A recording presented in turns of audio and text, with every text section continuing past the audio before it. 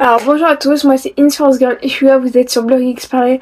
Alors aujourd'hui on se retrouve pour une nouvelle vidéo concept que je n'ai pas encore vu sur YouTube etc.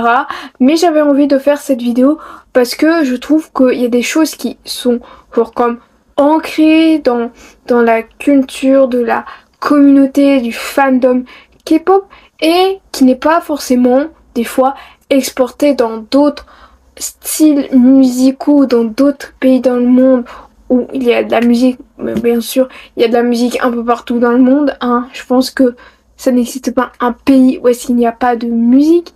Et donc je voulais voir des points qui peuvent être soit totalement différents, soit que maintenant ça commence un peu plus à se démocratiser. Donc voilà tout. Et avant de commencer cette vidéo, n'hésitez pas à me rejoindre sur Instagram parce que je suis vraiment très active et que je poste régulièrement du contenu. Et donc sans plus tarder, je vous laisse avec la suite de la vidéo. Alors dans cette vidéo, on va aborder un peu plein de choses, que ce soit les albums, les fameux styles, même les fanchants et les fan clubs officiels. On va parler un peu de tout ça dans cette vidéo. Le premier point que je voulais aborder avec vous et qui est vraiment une grosse différence majeure. Chaque fois j'essaye de prendre si j'ai des choses pour vous montrer des exemples. Là j'ai pris deux albums totalement différents. Là c'est mon album BTS B version Deluxe. Je vais vous montrer un peu ce qu'il y a à l'intérieur pour vous montrer qu'en fait c'est totalement différent de cet album en format carré. Bon bien sûr c'est un groupe finlandais un peu partout dans le monde. La plupart du temps vous retrouvez ce CD en format carré. C'est plus dans la K-pop parce qu'on a vraiment beaucoup de choses à l'intérieur qui fait que c'est vraiment une grande différence majeure. On va commencer avec cet album là pour vous dire mais qu'est-ce que vous retrouvez généralement classique d'un album en format carré. Dans un album au format carré vous retrouvez bien sûr ce fameux CD. C'est un truc pliable en 3 volets, mais à l'intérieur qu'est-ce que vous retrouvez? Vous retrouvez juste ce petit livret. Des fois il y a les lyrics, comme là il y a les lyrics, mais je crois que j'ai d'autres albums en format carré où est-ce que vous avez 0 lyrics. Et là, pour une fois, vous avez un petit mot commun du groupe. Dans le K-pop, ça existe aussi, les mots, mais c'est des mots individuels de chaque membre. Dans tous les albums au format carré, il n'y a pas forcément un remerciement à chaque fois. Là, par exemple, sur ça, toutes les musiques que vous pouvez retrouver dans l'album Lifestyle of the Sick and Dangerous des Blend Channel, vous retrouvez juste deux choses. Alors que dans cet album-là, vous retrouvez plein de choses. Il existe énormément de cadeaux à l'intérieur et il y a des cadeaux bien sûr que vous ne retrouvez pas dans cet album là, mais j'ai d'autres albums où est-ce qu'on a d'autres cadeaux. Donc vous montrer un peu tout ce qu'il y a à l'intérieur. Si vous avez déjà vu ma vidéo unboxing, donc juste passer en revue les différentes choses qu'il y a. Voilà tout ce qu'il y a à l'intérieur. Déjà vous avez généralement en premier lieu ce qu'ils appellent ça un photobook. Dans un photobook vous retrouvez des photos de tous les membres, des photos de groupe, etc. etc. Aussi, autre chose très importante dans les albums K-pop, c'est que des fois il existe plusieurs versions du même album. Mais c'est pas forcément une version remasterisée avec des nouvelles chansons en plus, même si oui ça existe parfois. Et la plupart du temps c'est que vous pouvez par exemple retrouver, je dis pas pour cet album B Deluxe, mais j'ai d'autres albums K-pop de BTS où est-ce qu'il existe par exemple 4 versions, où j'ai un album de Seventeen, le dernier album de Seventeen que j'ai unboxé sur ma chaîne. Et vous pouvez voir, je vous ai pas montré mais je vous ai dit, je sais plus si je vous l'ai dit, mais je pense que je vous l'ai dit, qu'il y avait plusieurs couleurs pour l'album en fonction de la couleur par exemple de l'album, ou par exemple des fois BTS c'est une lettre comme LOVI, vous devez choisir entre l'une de ces versions là pour trouver en fait ce photobook là mais en version différente avec d'autres photos, d'autres concepts. Ensuite là quelque chose que j'ai pas vu, c'est le seul album K-pop parce que j'ai vu ça, ils appellent ça un making book. Vous avez photos, vous avez petites écritures, tout ça dans les albums K-pop. Bon là c'est pour le Weverse Shop, mais vous avez souvent aussi des cartes pour avec toutes les informations en fait de l'agence du groupe, que vous suivez ou de l'artiste que vous suivez pour si vous voulez par exemple auditionner pour aller dans cette agence, devenir trainee. Trainee en fait c'est le fait de s'entraîner pour devenir un artiste qui va performer sur scène. Ensuite, autre chose qu'il y a tout le temps dans les albums K-pop, c'est des choses très appréciées, c'est des photocards. Là, vu que c'est un album en version de luxe, j'ai là dans ma main toutes les photocards de tous les membres, plus la photocard du groupe, mais souvent dans les albums c'est aléatoire le nombre de photocards qu'il y a. Vous pouvez en avoir une, deux, trois ou autre, vous pouvez avoir une photocard plus une postcard, ça dépend de tous les albums, mais ça c'est quelque chose de vraiment très apprécié, très convoité, collectionné. Ensuite là on a un Polaroid. Ensuite là comme cadeau nous avons des postcards. Généralement les postcards qu'on a dans des albums K-pop c'est avec le membre, avec une petite signature au dos. Sauf que là pourquoi on a ce genre de postcards par exemple avec des miroirs, là par exemple avec une lampe, c'est parce que tout ça ça sert à ce goodie qui sert à mettre ça sur votre bureau. Celle de Suga, c'est un truc qu'il avait fait, donc c'est pour ça que j'ai mis Suga. Et à l'intérieur vous avez le CD. Ensuite là c'est vraiment totalement différent. Normalement c'est, ils appellent ça un lyrics book, c'est un petit livret où est-ce que vous avez toutes les lyrics de toutes les chansons, et là en même temps ils ont voulu le faire sous forme de poster. Là vous avez les lyrics, mais derrière vous avez les thank you, chaque remerciement de tous les membres du groupe. Vous avez comme d'hab la plupart du temps aussi un petit poster que les fans peuvent accrocher dans leur chambre. Et des fois vous avez par exemple une petite construction à mettre sur votre bureau. Vous avez des fois marque-page, de stickers, etc. Il y a énormément de cadeaux qu'on peut avoir avec les albums K-pop. Pourquoi j'aime les albums K-pop, c'est pour tous qu'ils proposent à l'intérieur. C'est sûr que oui des fois c'est un peu cher les albums K-pop, mais le prix est totalement justifié au vu de tout ce qu'on a à l'intérieur comparé à cet album là où est-ce que j'ai juste un petit livret et un CD. Autre point, quelque chose qu'on a dans la K-pop, ça existe aussi au Japon. Au Japon c'est sûr que lightstick ça se traduit par bâton de lumière. C'est vrai que oui au Japon il y a des lightsticks, mais c'est juste comme je vous ai dit bâton lumineux. Sauf que dans la K-pop le lightstick c'est vraiment quelque chose de très élaboré qui est vraiment totalement différent des lightsticks qu'on retrouve au Japon, et les lightsticks changent en fonction du groupe. Par exemple là le seul lightstick que j'ai, parce que j'ai fait que le concert de BTS, il s'appelle le Army Bomb. C'est que chaque lightstick déjà a un design différent en fonction du groupe, n'importe quel groupe, parce que la K-pop c'est un terme général, mais il y a plusieurs styles dans la K-pop. Vous avez des chansons plutôt pop, ballades, indie, rock, metal, tout ce que vous voulez. Vous pouvez trouver votre bonheur en écoutant de la K-pop. N'importe quel groupe a son lightstick.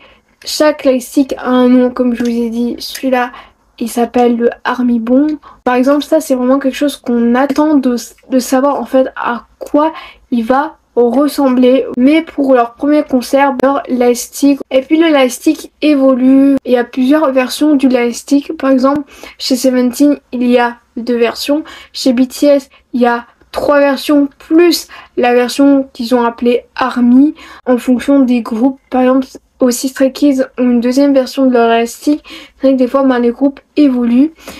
Le lightstick c'est quelque chose qu'on utilise en concert.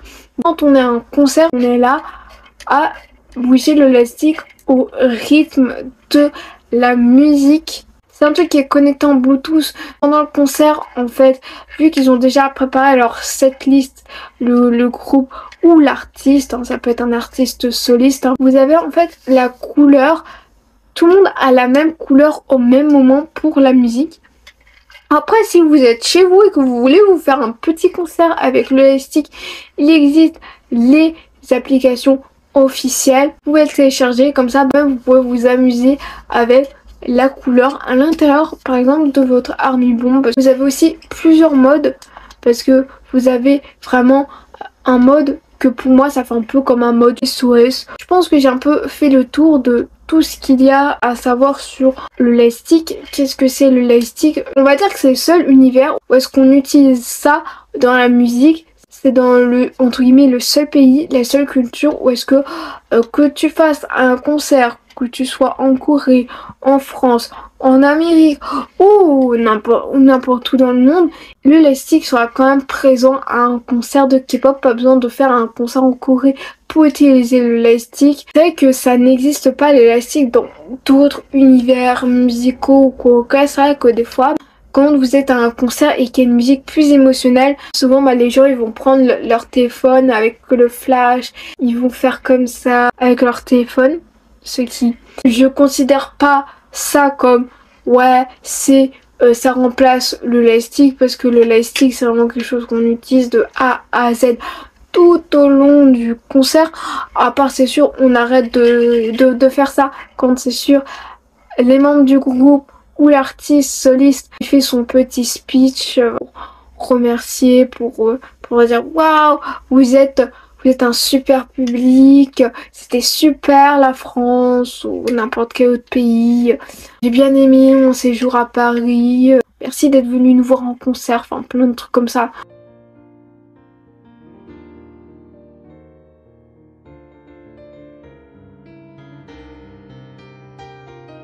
Et là que je me suis dit non mais en fait ça serait hyper drôle si, je parle pas du K-metal, non, même si voilà, K-metal, K-rock, ils ont aussi leur lightstick, hein, ne croyez pas, non, ils ont aussi leur lightstick, mais vraiment dans la communauté rock, enfin le fandom rock, metal, là ça n'existe pas. Que tu prennes un autre pays qui soit Amérique, Finlande ou que sais-je, ils n'ont pas de lightstick. Mais ça serait drôle parce qu'en fait on est là, on bouge notre tête sur des musiques qui peuvent être très lourdes, des fois pas trop lourdes, dépend si t'écoutes du hard ou pas du hard. Et je me suis dit ça serait vraiment très drôle d'avoir un lightstick en fonction du groupe aussi et de bouger la tête, parce qu'en fait on pourrait bouger les deux, parce que les gens ils bougent bien, ils ont bien des fois le bras levé, donc je me dis les gens ils ont le bras levé, ça aussi pour avoir un lightstick, je sais pas, j'avais pensé, je me suis dit eh tiens ça serait hyper drôle. Ensuite on va parler des fanchants. Oui je garde tout mon lightstick parce que je vais vous expliquer qu'est-ce que c'est les fanchants. Déjà les fanchants, il y a, on va dire qu'en Corée ça existe les fanchants. Je sais que Seventeen ou Stray Kids, à chaque fois qu'ils sortent une musique phare, ils vont faire une vidéo où est-ce qu'ils vont être tous les membres tous ensemble avec le lightstick du groupe. Il va y avoir, en fait quand vous regardez la vidéo, les lyrics qui défilent, et quand en fait le lyric est mis en une certaine évidence, les membres du groupe ils vont chanter à ce moment-là. C'est pour montrer aux fans, regardez, vous dans telle musique vous devrez chanter telle partie. Des fois c'est une phrase, des fois c'est juste le dernier mot, enfin ça dépend de plein de choses. Et surtout que dans la K-pop, lié au fanchant, c'est vrai qu'à un moment dans la musique on devra être là et dire tout le nom des membres du groupe. Par exemple, si je prends le moment où est-ce qu'on pourra dire tout le nom des membres du groupe de BTS, on dit Kim Namjoon, Kim Sunji, Min Yoongi, Jung Hoseok, Park Jimin, Kim Taeyeon, Jung Jungkook, BTS. Ouais, à la fin, il faut dire BTS. Et là, en fait, quand on dit ça, en fait, on doit dire leur nom et leur prénom. On peut pas dire, par exemple, RM, Jin, Suga, J-Hope, Jin, V et Jungkook, BTS. Non, on dit pas ça, c'est leur nom et leur prénom. Et à la fin, on dit le nom du groupe pour dire que en fait, il y a tellement ces membres-là forment un seul et même groupe. Enfin, donc bon, dans d'autres univers musicaux, ça n'existe pas, où est-ce que tu dois dire le nom de tous les membres du groupe, du leader, puis après partir du plus âgé au plus jeune, enfin, bien sûr du groupe. Après, les fanchants, comme faire des vidéos et montrer en fait aux fans, vous, c'est à tel moment que vous chantez, ça n'existe pas. Souvent pendant un concert, que vous assistez à n'importe quel concert de n'importe quel artiste, mais on parle de vraiment vous allez avoir un groupe ou un chanteur, c'est vrai que le chanteur va chanter sa musique à un moment, par exemple, va dire ouais à vous de chanter, dans le micro, mais Je sais pas à quel moment de la musique l'artiste il va dire ouais bon allez c'est bon chante. Sauf que peut-être que toi t'es déjà en train de chanter depuis le début de la musique hein, et que tu sais pas quand, à quel moment tu dois chanter. C'est pour ça que les fans chants dans d'autres styles musicaux tu ne les connais pas. Alors là on va parler des événements fans, des événements groupes parce qu'en Corée c'est vraiment un truc de dingue. Les Coréens, même en Asie générale, ils font tout n'importe quoi. Il y a des trucs, ça se fait, c'est dingue comme eux, c'est vraiment la culture de vraiment ancrer, de fêter plein de fêtes. Déjà, il y a plusieurs fêtes, mais c'est aussi événements. Chaque année, les groupes vont faire une journée, ça dépend le groupe, ça dépend de ce qu'ils veulent faire. Par exemple, BTS, ils appellent ça le BTS Festa, un concert, ils performent des chansons du groupe, ils font des covers parce qu'il y a des musiques solo dans BTS, il y a d'autres membres qui ont envie de par exemple chanter, performer sur telle musique de tel membre. C'est un peu aussi un peu sketch, un peu humoristique, vraiment quelque chose qui fait chaque année. C'est un événement et en plus que chaque année aussi on a comme ils remplissent comme des petites fiches et en fait on apprend comme un peu plus sur eux, sur le groupe, sur par exemple ce qu'ils pensent les autres membres du groupe, etc. Il y a plein de choses qui se fait avant d'arriver au jour J, la date de leur anniversaire qui fête chaque année. Ensuite il y a aussi Seventeen qui eux ça s'appelle le Karaland. Je crois que ça se fait à peu près sur 3 jours. Pareil, concerts, etc.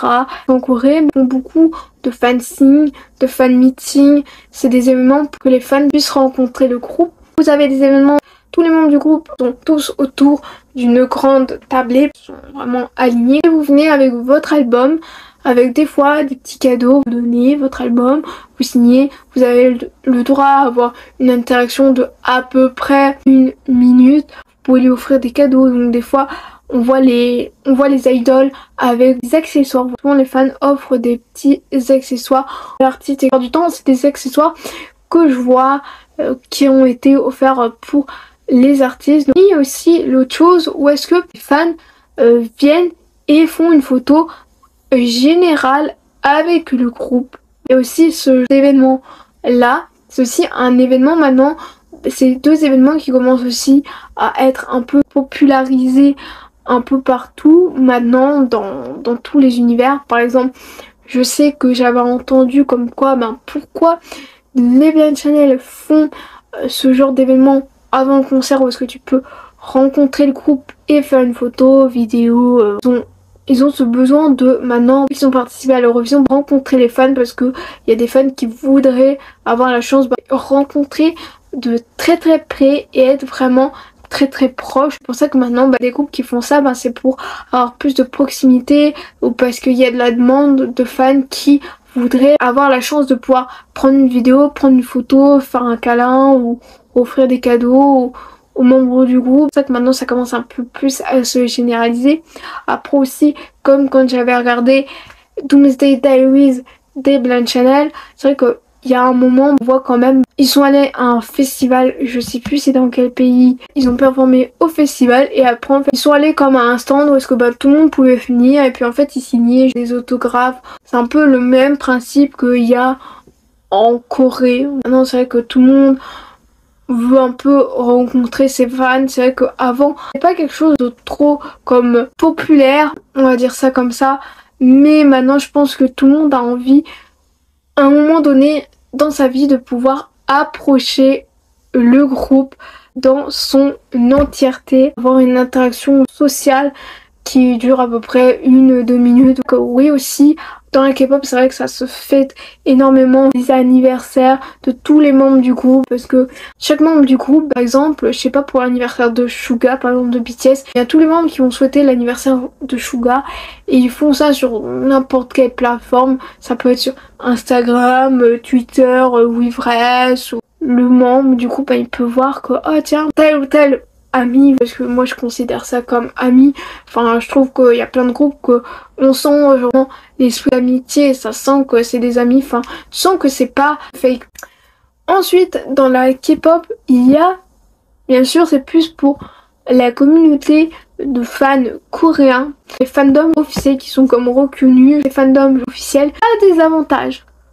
Déjà, le gros avantage, et que je sais que je peux vous en parler, parce que je sais plus s'il y a d'autres avantages, mais ce gros avantage, c'est qu'on est privilégié, si on fait partie du fandom officiel, de pouvoir accéder, d'être prioritaire pour avoir des places de concert, et genre que dans n'importe quel pays dans le monde, on n'a pas d'avantage.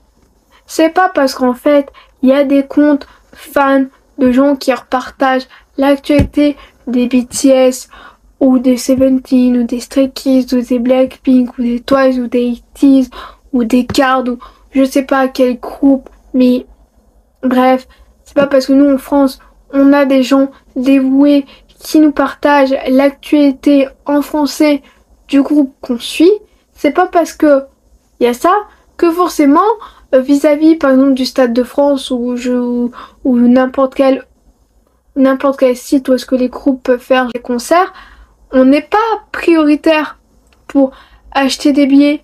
Non, c'est premier arrivé, premier servi. Et on sait que souvent, pas les concerts de K-pop, ça s'arrache très facilement. En quelques minutes, tous les tickets ont été achetés. Faut pas réfléchir quand t'es sur le truc. Si t'as la chance d'être sur la page, bah hop, d'acheter. Nous, on n'a pas de fandom officiel, reconnu comme officiel. On n'a pas des avantages de ouf. On a zéro avantage. On n'a pas forcément de choses qui font que nous, francophones, on est prioritaire. Et dans n'importe quel style de musique, il y a rien qui existe pour dire ouais qu'on est prioritaire. Qu'on écoute de la variété française ou de la variété anglaise, on n'est pas prioritaire pour acheter des places de concert. Bon, je vais arrêter là la vidéo et je pense que je vais faire comme une espèce de partie 2 où est-ce que j'explique les termes de K-pop. Je sais qu'il y a des gens qui ont déjà fait des vidéos K-pop pour expliquer les termes, mais en fait là je trouve qu'il y a tellement de termes de K-pop et qui n'existent pas en fait dans d'autres styles musicaux. Donc je pourrais en faire une partie 2 plus tard. Je pense pas que ça va être là en 2023, ça va être plus sorti courant début 2024. J'espère que quand même la vidéo vous aura plu. Sur cette note-là que je clôture cette vidéo.